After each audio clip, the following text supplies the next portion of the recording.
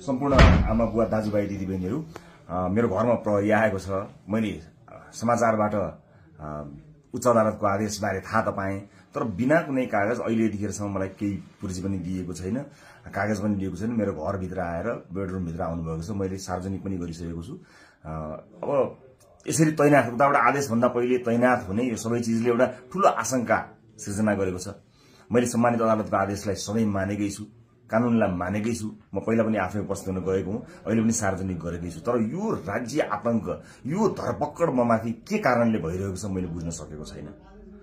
भोलिको चितवनको कार्यक्रमलाई निरन्तरता दिनु होला।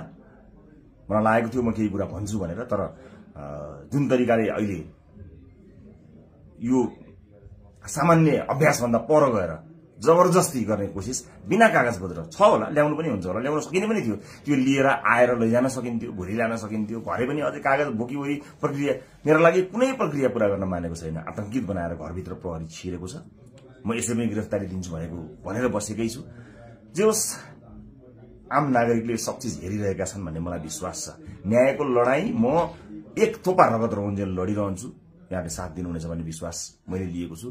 मैले कुनै गल्ती गरेको पनि छैन, कुनै अपराध गरेको पनि छैन, तर संसारकै सबैभन्दा ठूलो अपराधीलाई जस्तो ममाथि गरिएको यो व्यवहार आम जनताले हेरिरहेका छन् भन्ने मैले विश्वास लिएको छु। म धेरै केही भन्दिनँ। म सम्मानित अदालतप्रति अझै पनि आशा र भरोसा राखेर कानूनी प्रक्रियामा सघाउनको लागि परिरहेको छु। यो दुनियाँका जति पनि न्यायालयका ढोकाहरू छन् ती सबै ढोका ढकढक्याउँछु आफ्नो न्यायको लागि। र मलाई थाहा छ यहाँहरूले सबै कुराको साक्षी बसेर हेरिरहनु भएको छ होला भन्ने मैले विश्वास लिएको छु। म यति जानकारी मैले दिनु उपयुक्त ठानेर मैले यो भिडियो रेकर्ड गराएको छु। चितवनमा जति पनि मेरा आदरणीय मतदाता आमा बुवा दाजुभाइ दिदीबहिनीहरू हुनुहुन्छ, भोलिको कार्यक्रम नरोक्नु होला। अन्य साथीहरू आउनुहुन्छ, उहाँहरूले कुराकानी गर्नुहुनेछ, निरन्तर चलिरहन्छ। मलाई यिनीहरूले हत्या नै गरेछन् भने पनि नेपाली मतपत्रमा घण्टी चुनाव चिन्ह बसेको छ। मलाई आशा छ, यो एउटा आशा र भरोसाको आवाज हामीले बुलन्द पारिसकेका छौं। निरन्तरता प्रदान गर्नुहोला। म कानुनी लडाईँमा छु।